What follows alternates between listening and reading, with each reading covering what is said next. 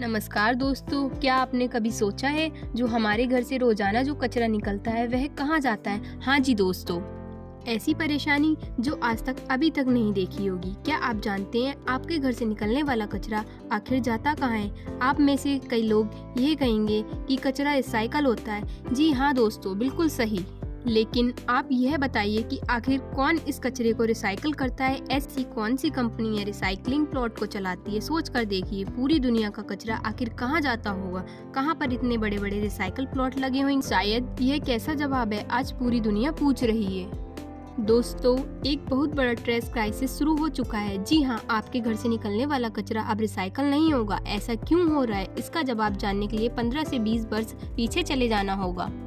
जिस तरह आज पूरी दुनिया उनके घर से निकलने वाले कचरे को कौन रिसाइकल करेगा, आज के कुछ साल पहले भी यही सवाल लोगों के मन में उठ रहा था।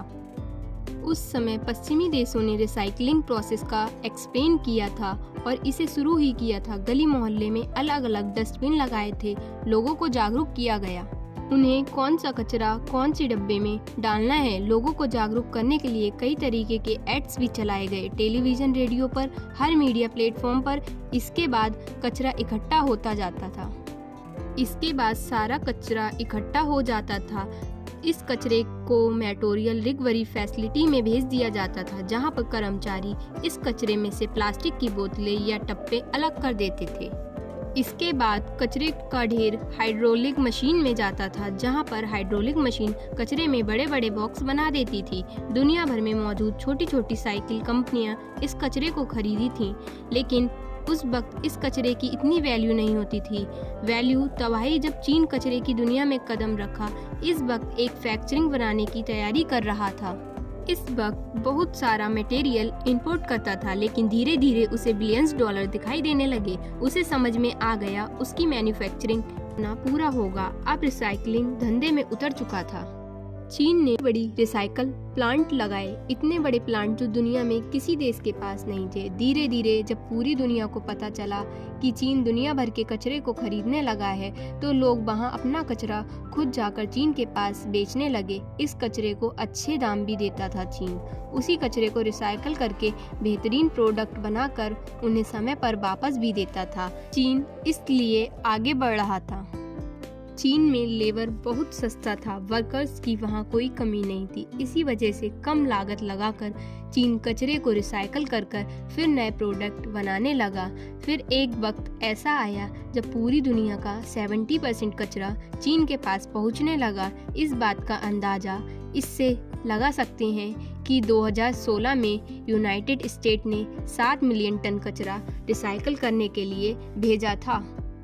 रिसाइकलिंग की दुनिया में चीन एक अलग ही मुकाम बना लिया। अब चीन जिस पानी के जहाज से प्रेस प्रोडक्ट दुनिया भर में बेचता है, उस पानी के जहाज से उस देश का कचरा वापस चीन ले आता है। इसके बाद उसे प्रेस प्रोडक्ट बनाया जाता है, फिर इससे चीन दूसरे देशों में इसे बेचता था। चीन दोनों तरफ से पैसा कमा रहा था। इस तरह चीन ने पैसा तो बनाया, लेकिन साथ ही साथ प्रोडक्ट के जरिए पूरी दुनिया में मार्केट को भी कैप्चर कर लिया। कुछ साल पहले तक पश्चिमी देश कचरे को रिसाइकल करने का काम करते थे, लेकिन चाइना के बहुत सारे रिसाइकलिंग प्लांट बंद हो गए थे। पश्चिमी देशों की सबसे बड़ी मजबूरी थी कि कचरे के रिसाइकलिंग के लिए कोई बड़े प्लांट नहीं लगाए गए, हमेशा ही छोटे स्तर पर करते रहे। सारी बातों से आप खुद ही समझ सकते हैं पूरी दुनिया के कचरे को किस तरीके से चीन कैसे हैंडल कर रहा है। लेकिन इसी बीच Chinese film director Julian Wong इस रिसाइकलिंग प्लांट छोटी सी एक डॉक्यूमेंट्री बनाई। इस डॉक्यूमेंट्री का नाम था प्लास्टिक चाइना। प्लास्टिक चाइना, आपको यकीन नहीं होगा, इस डॉक्यूमेंट्री ने बिलियन 10 लाख डॉलर की रिसाइकलिंग को खाक में मिलाकर रख दिया। इस डॉक्यूमेंट्री में छोटी सी बच्ची को दिखाया गया है जो इस रिसाइकलिंग प्लांट में रहती थी। साथ ही साथ चीन के रिसाइकलिंग प्लांट का सच उसे डॉक्यूमेंट्री में दिखाया गया। वहाँ के हालात कितने खतरनाक और खराब है, याद कर लीजिए उस डॉक्यूमेंट्री का नाम, जिसका नाम था प्लास्टिक चाइना। एक ऐसी डॉक्यूमेंट्री फिल्म ने पूरी दुनिया में हड़कंप मचा दिया। लोगों ने जहाँ की तस्वीर को देखा तो उनका दिल दहल गया। डॉक्यूमेंट्री ने बहुत सारे अवार्ड जीते, लेकिन चीन से बैन कर दिया गया। जी नहीं चाहता था कि उसके देश की बदनामी हो, लेकिन तब तक उसे बहुत देर हो चुकी थी। दोस्तों, इस सच को जानने के बाद पूरी दुनिया में एक आवाज उठी। चीन की आर्मी की बहुत बदनामी हुई। आखिरकार चीन के प्रधानमंत्री शी जिनपिंग ने रिसाइकल प्लांट के ऊपर एक बहुत बड़ा कदम उठाया। उन्होंने 2017 में वर्ल्ड ऑर्गेनाइजेशन में जाकर यह घोषणा की, दुनिया से आने वाले इस तरह के खतरे को बिल्कुल भी रिसाइकल नहीं करेंगे। इसमें कॉटन, पेपर, प्लास्टिक शामिल था। चाइना ने इस ऑपरेशन नेशनल सोल्ड नाम दिया। इस ऑपरेशन के तरह चाइना का यह कहना था कि अब कुछ ही मात्रा में दुनिया भर के कचरे को रिसाइकिल करेगा। दोस्तों, चाइना में जितना भी कचरा है वह चीन में ही रिसाइकल होगा, जिसे फ्रेश प्रोडक्ट बनाए जाएंगे। ऐसा कदम इसलिए उठाया गया था कि पॉल्यूशन को कंट्रोल किया जा सके, उनके लोगों की सुरक्षा की जा सके। दोस्तों, इस प्लांट की वजह से लोगों को तरह तरह की बीमारियां होने लगी थी। चीन का वातावरण पूरी तरह से प्रदूषित हो चुका था। अचानक हुए इस फैसले से पूरी दुनिया में हड़कंप मच गया। जिस कचरे को चीन $3000 में खरीदा था, उसकी कीमत $40 हो गई थी। इसके साथ ही जो भी कचरा रिसाइकल होने के लिए आएगा पूरी तरह से साफ होना चाहिए। अगर इसमें थोड़ी सी भी गंदगी दिखे तो दोबारा उस देश के कचरे को रिसाइकलिंग करने के लिए नहीं लाया जाएगा।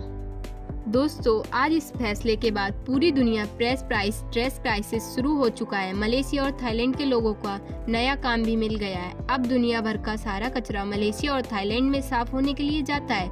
उसके बाद उसे जेल भेजा जाता है। ऐसा कचरा भेजा जाता है जिससे चाइना वातावरण को नुकसान ना हो।